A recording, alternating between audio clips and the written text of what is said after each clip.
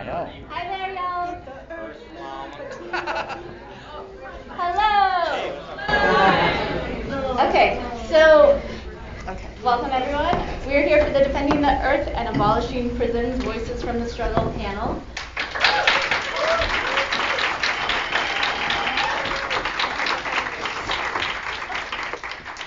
On the Move, I'm Ramona Africa, a Minister of Communication for the MOVE organization.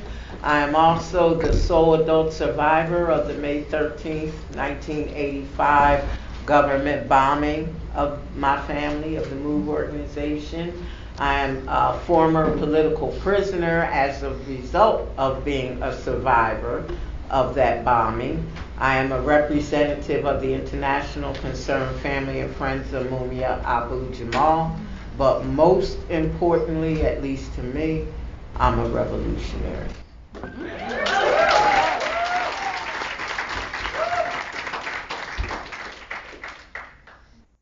I was listening to the introduction that Mom was giving, and the one thing that kind of stuck in my mind is when she used the words prison abolition, because sometimes people have a problem with that.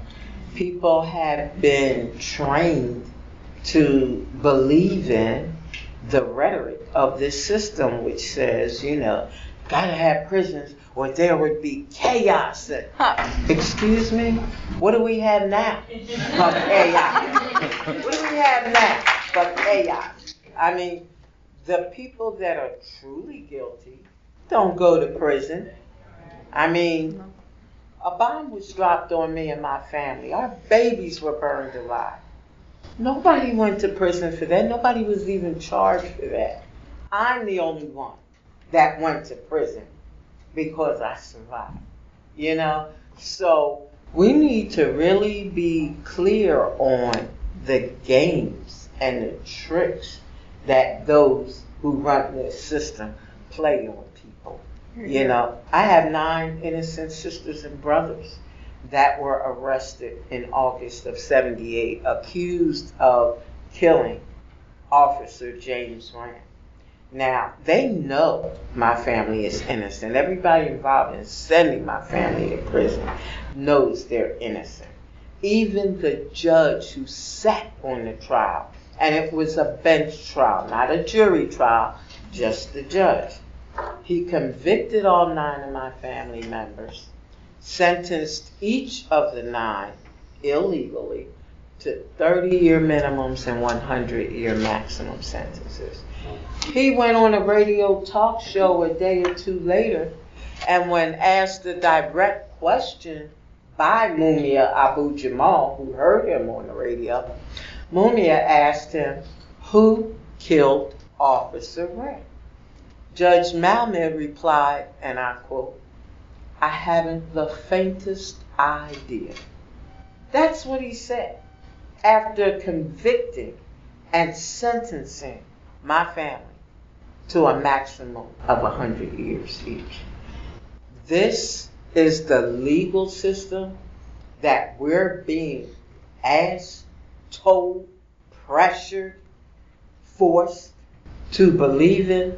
No, never. John Africa Move's founder teaches us that you should never and can never accept anything wrong, anything that doesn't work. And the prison system does not work. It doesn't work. And to be forced to accept it, to believe in it, that's not in our interest. Whose interest is that in? Those who run this system. We have to really, truly get in touch with, understand our power. The Panthers had a saying, a slogan, all power to the people. What I'm saying, what MOVE is saying, is that all power is in the people. We just have to use that power. And we really don't have a choice. I mean, it's not an option. You know, we don't have a choice.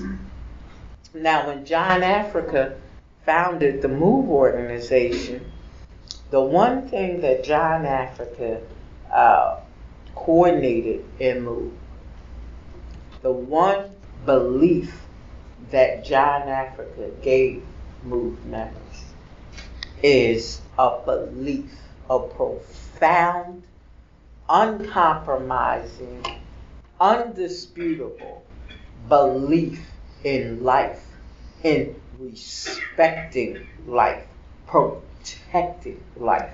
Not in an abstract sense, but in a very real sense.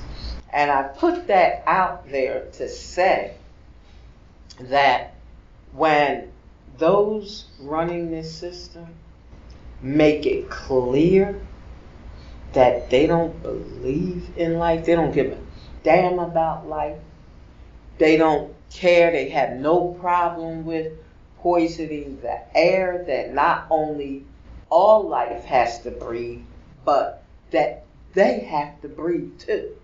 Their children, their babies, their grandbabies have to breathe. They don't care. The water that we have to drink, you know, no matter how much champagne we can afford to drink, you've got to have water. And to allow your God-given water, the source of life, to be poisoned, knowing you have to drink it as well, it's insane. To allow toxic waste to be put in the earth that feeds life, all living beings, that you have to eat from. It's suicidal. It's suicidal, you know? And if the people that run this system, they know this, yet they allow for the poisoning, the enslavement of life, how can we expect them to care about us if they don't even care about themselves? And even more profoundly, how can we feel comfortable allowing them to do the things that they do? How can we do that? We have to love ourselves enough, care about ourselves enough to say, hell no, we're not accepting this. We can't accept that. That's crazy. And stand up and fight back. When you talk about toxic prisons, it's not only in a abstract sense. We have a brother, one of the Move 9, Mike Africa, who is incarcerated at the State Correctional Institute at Graterford in Pennsylvania. We've been working with Mike for months now because the water at Graterford that comes through their pipes, it stinks. You can not only smell it when you put it up to your nose to try to drink it, but the men who shower in the water come out of the shower with the stench from the water on them. We're not accepting that. We are not accepting that.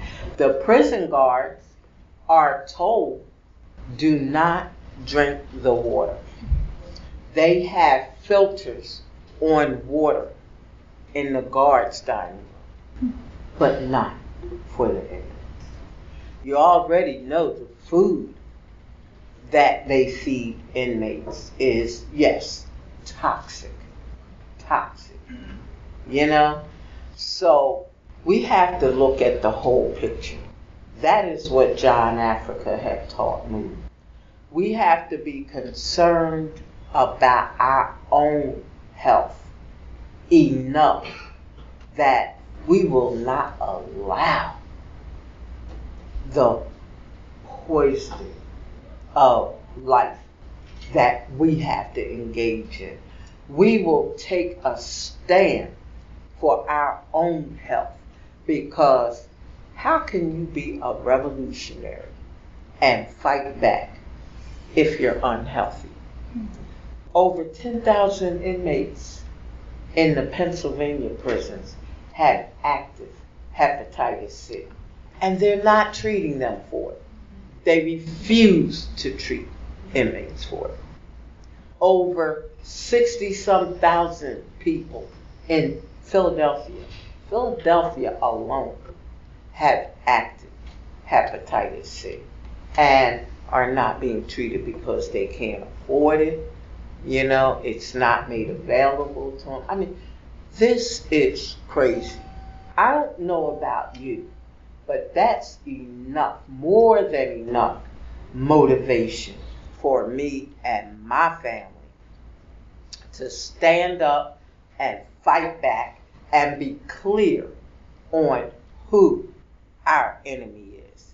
And anybody that gets in our face and tries to tell us that we're wrong, we're criminal, we're violent for fighting back, for protecting ourselves and our family, they ain't our friend, they're our enemy.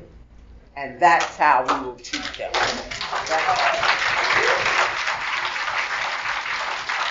So that's really the bottom line where MOVE is concerned. We are not under any illusions that prisons are any kind of corrective institution. We're not under any illusion about that. And when you realize who goes to prison for allegedly committing crime and who never goes to prison, that tells you right there that that system is to be confronted and abolished for the good of life, for the good of people. It should never be accepted. So with that, I say on the move. Long live the Move 9. Long live Mumia Abu Jamal. Long live Leonard Peltier, Oscar Lopez Rivera, Dr. Matulu Shakur. Long live the Zapatistas, the Puerto Rican Independistas.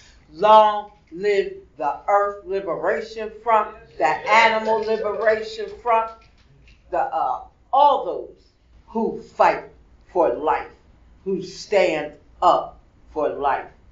Long live the spirit of resistance. Long live revolution, and down with this rotten ass system. Long live John Adams. On the move.